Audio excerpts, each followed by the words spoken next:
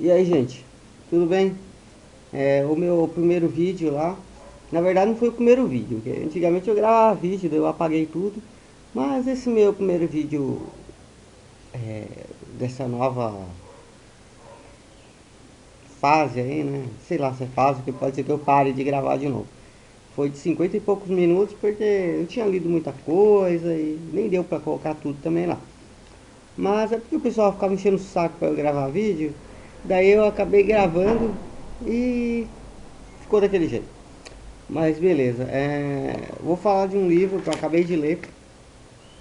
Na verdade, eu só, eu só coloquei a camiseta, eu tô de qualquer jeito aqui pro baixo, tá vendo? Ó, beleza. É, a cachorra tá latindo aqui. Então, só por hoje e para sempre do Renato Russo. Esse livro foi escrito quando ele estava nos Narcóticos Anônimos e Alcoólicos Anônimos. Na verdade, tinha vários grupos lá, pelo que quando eu tô lendo aqui, tem vários grupos lá, né?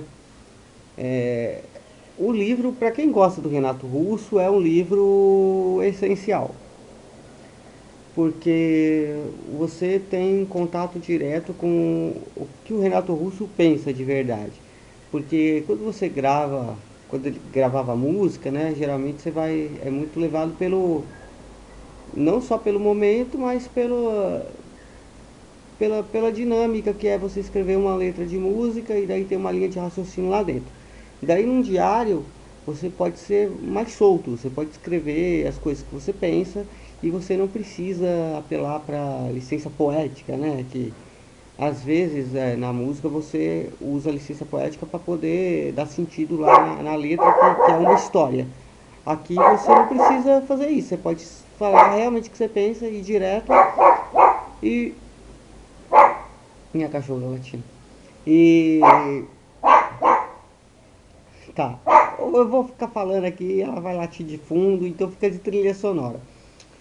É, então aqui ele escreveu quando ele estava lá nos Narcóticos Anônimos, nos Alcoólicos Anônimos, que tinha vários grupos lá, como eu já falei. E tem muitos trechos aqui, deixa eu mostrar para vocês como é. Tem os desenhos que ele fez no caderno, e tem muitos trechos aqui que seguem um sentido de tópicos que eu acho que ele teve que. Era um padrão lá, né? Tinha umas perguntas você tem que responder. Então compilaram tudo aqui e fizeram esse livro das anotações do Renato. E o Renato é muito inteligente, como todo mundo sabe, né? Eu tenho um problema com Legião Urbana, com o Renato Russo, que às vezes ele reproduz trechos de outras obras na obra dele e muitas vezes eu não vejo como uma referência, eu vejo como um copia e cola mesmo. Eu já discuti bastante com isso com outras pessoas. Embora eu goste bastante do Legião, eu escuto bastante Legião também. Eu coloco assim no top 5 assim, de cantores, eu coloco o Legião, que é o Renato Russo, né? O Raul Seixas, o Cazuza, eu gosto bastante do Belchior também. Falei quatro aqui, né? Tô falando nacional. Mas beleza. E de todos eles, eu considero o Renato um dos mais inteligentes. Porém, na hora de fazer da arte dele, né? Eu vejo muito copicola realmente. Então, complicado. Mas o Renato, ele, a vontade dele, e para quem assistiu aquele filme Somos Tão Jovens, quem conhece o Renato, sabe que a vontade dele, assim, era de ser diretor de cinema, né? E é engraçado isso. A pessoa quer ser diretor de cinema, que é uma coisa difícil, e ela acaba se tornando músico, que também é uma coisa difícil, né? Então, sei lá. É como, sei lá, eu quero ser escritor e eu viro um diretor de cinema. Tipo, é legal, porque a fama de um, eu acho, ou a ignorância da minha parte, a fama de um poderia ajudar ele a ser o outro, né? A ser o diretor de cinema que ele queria ser.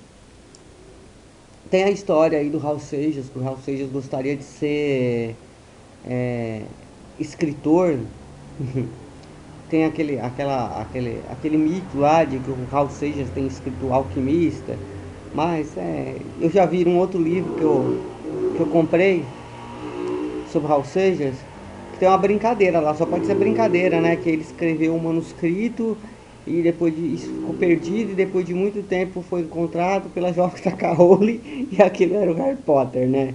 Porque também tem esses temas sobre pedra filosofal e essas coisas mais místicas. É claro que é mentira esse negócio de seja ter escrito Harry Potter, né? E o alquimista, pra mim, tanto faz. Eu acho que. Não, eu acho que não foi Paulo Coelho mesmo. Aquilo lá é cara do Paulo Coelho, né? Mas são essas coisas, essas histórias que acontecem. Mas sobre Só por Hoje e Para Sempre, do Renato Russo, na introdução eu fiquei com a impressão de que tinham muito mais escritos e que provavelmente eles vão lançar isso depois. Mas depois eu reli de novo e daí eu fiquei com uma impressão. Ah não, trata-se do primeiro de uma série de livros que reúnem diários, poemas, letras, obras de ficção e desenhos que meu pai deixou como legado. Quem está escrevendo é Juliano Manfredini. Então realmente terão outros livros. Eu acho que se você gosta de. Se você quer entender o Renato, se você gosta de Legião, se você é fã dele, então esse livro é obrigatório. A única coisa que me decepcionou um pouco aqui, mas eu entendo, né? Ele está numa situação muito difícil lá no Narcóticos, está querendo largar do vício. E a única coisa que eu realmente achei meio triste aqui é porque ele segue uns 12 passos, são famosos esses 12 passos. Tem que ver aqui quem criou esses 12 passos. Deixa eu ver se eu acho. O programa 12 Passos foi criado por Bill W. e Dr. Bob S., fundadores do Alcoólicos Anônimos.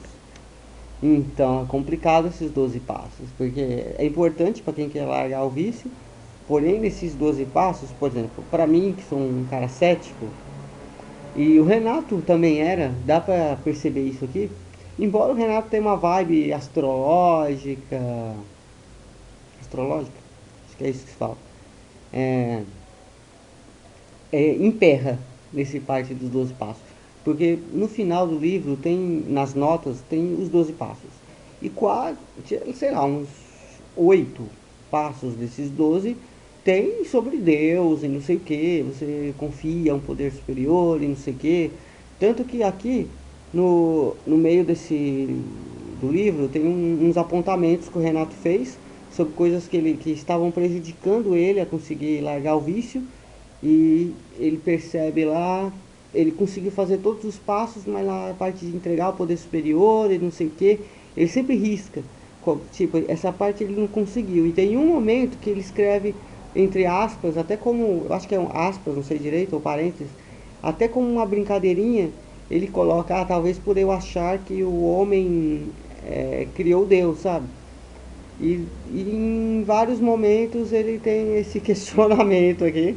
Fica sutil, porém ele é o cara que ele tá com muita vontade de largar o vício. A gente vê que ele tá se esforçando e ele começa a ver como um defeito dele esse negócio dele não conseguir acreditar, que ele acha que quando ele conseguir, ele pronto, largou o vício. É complicado isso aí, porque tem muitos momentos aqui que ele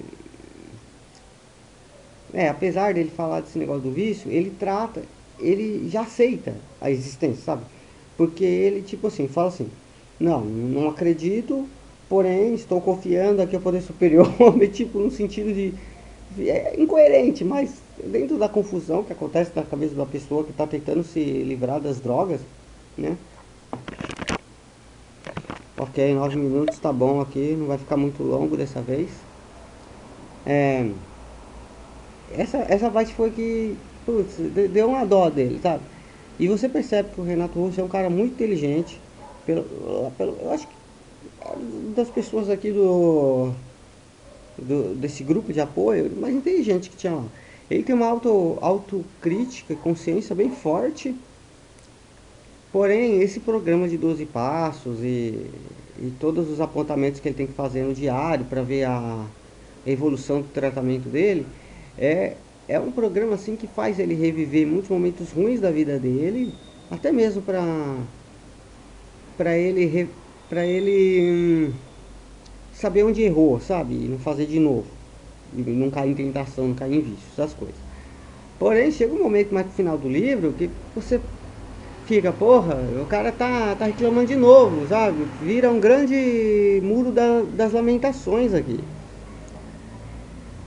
É porque isso não é um diário, isso não é um livro fictício, isso aqui são apontamentos do tratamento dele. Então tem que entender por causa desse motivo.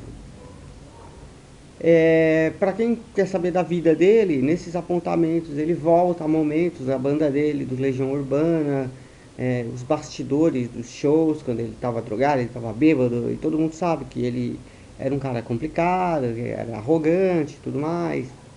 Tem uma história que eu acho bem legal do Renato Russo. Eu vi uma vez uma reportagem do Fantástico sobre fãs, que uns fãs invadiram o camarim dele, não tem aqui, isso é um extra que eu tô falando. Invadiram o camarim dele e ele achou aquilo uma invasão terrível, sabe? Que era como que se posso falar? Invasão de privacidade, alguma coisa assim. E ele acabou descobrindo, eu acho, aonde esses fãs estavam. Ele criou uma carta gigantesca falando, ó, antes de vocês irem falar comigo, então é bom que vocês tenham um argumento, tenham um assunto. E fez uma lista de vários livros que esses fãs tinham que ler. Eu acho que se vocês procurarem no Google, vocês vão achar essa carta do Renato Russo a uns fãs dele, com vários apontamentos de livros. E inclusive nessa carta, não aqui no livro, na carta ele fala que se você for pensar bem, ele não é nem tão original assim. E é verdade, porque você vê as coisas dele, influências. Não só as influências, mas trechos completos que ele coloca nas músicas dele. Que eu encrenco muito com isso. Tanto que tem um cantor que eu adoro, que é o Belchior, ele, nos títulos das músicas dele, muitos títulos são de obras clássicas da literatura. Dentro das músicas, ele faz às vezes uma distorção de um trecho clássico de literatura, ou seja, ele transforma aquilo lá em outra coisa, numa coisa que é dele mesmo, o Belchior faz. E aí ele fala de todos os temas que ele tem que fazer, ele falar e ele vai criando a obra dele. Renato Russo, infelizmente, tem esse problema de copiar o trecho inteiro. Isso não quer dizer que toda a obra dele seja copiada. Tem coisas que são dele. Tem coisas que ele coloca, encaixa num contexto de uma história que é dele, né?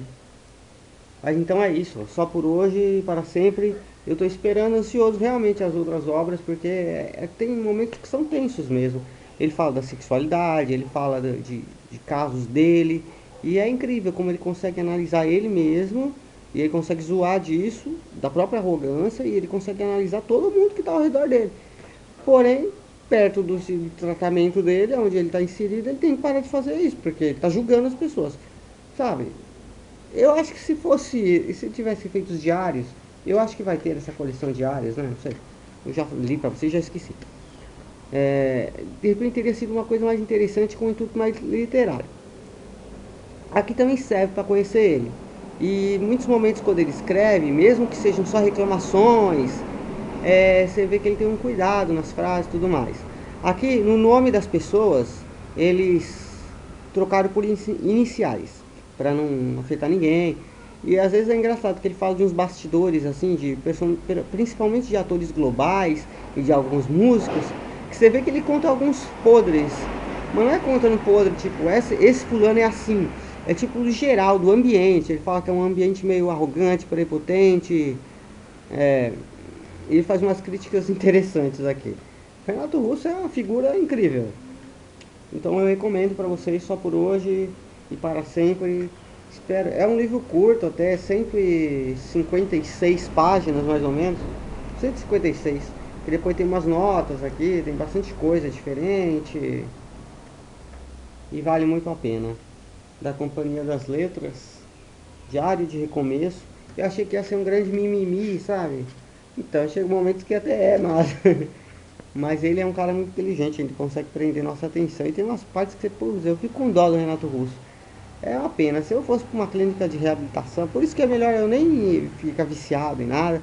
Porque se eu fosse para uma clínica de reabilitação, eu ia ter muito problema para me reabilitar, porque se os passos de salvação são apenas moldados pela fé e essas coisas, putz, Eu, como cético, ia virar uma briga lá dentro, porque eu ia querer debater e, né, não ia ajudar. Eu não ia sair das drogas ou do álcool. Então é bom nem começar, né? Porque é tenso. Mas é isso. Falou, espero que vocês gostem da dica. Falou.